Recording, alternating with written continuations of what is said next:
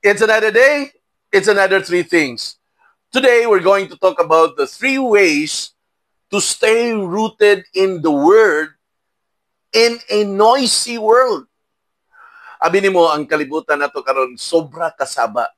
Dili saba na daghan ang nagsagit-sagit, but saba tungod kay daghan na kayo ang sources of information na maabot sa ato ang mga hunahuna. Tungod kini sa social media.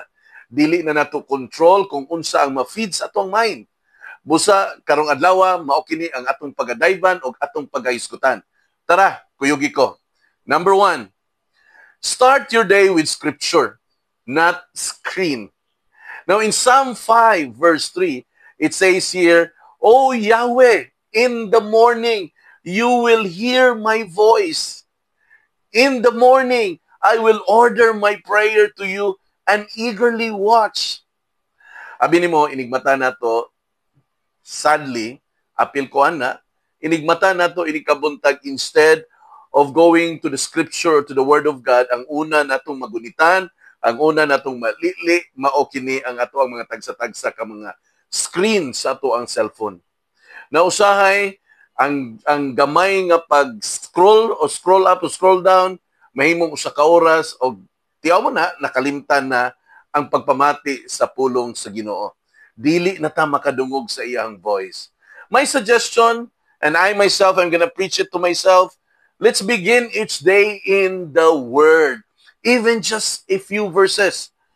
Para mo sentro ang atong heart, ang atong mind, ngadto sa truth sa Ginoo, kun og dili sa trend na naa sa gawas.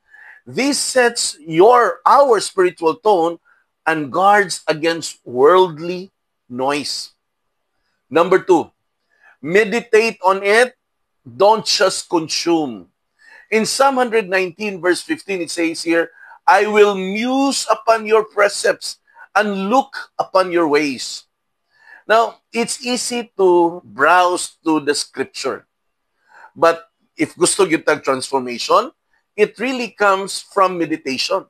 Pamalandungan yun nato ang pulong sa Ginoo so that it will have a clear transformation sa atong life.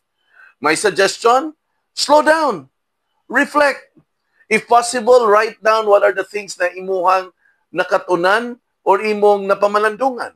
Let the Word of God sink deeper and deeper into our hearts, into our mind and our hearts, that eventually it will shape our thoughts, our choices, and of course, our responses.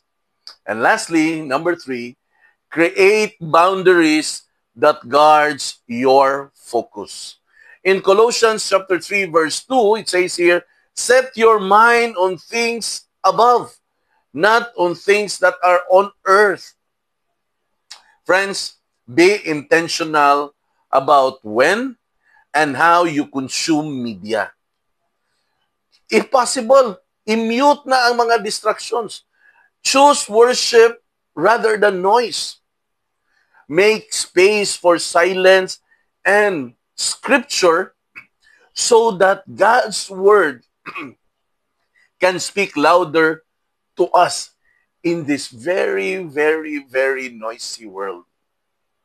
So kung ikaw gusto ka og kalinaw, ani nga kalibutan or peace, anchor your soul in God's word. Dili about isolation, musuroy, mobakasyon, magpa-isolate kunuhay. No. The real peace can be attained by immersing in the truth of the scripture. Till next, bye!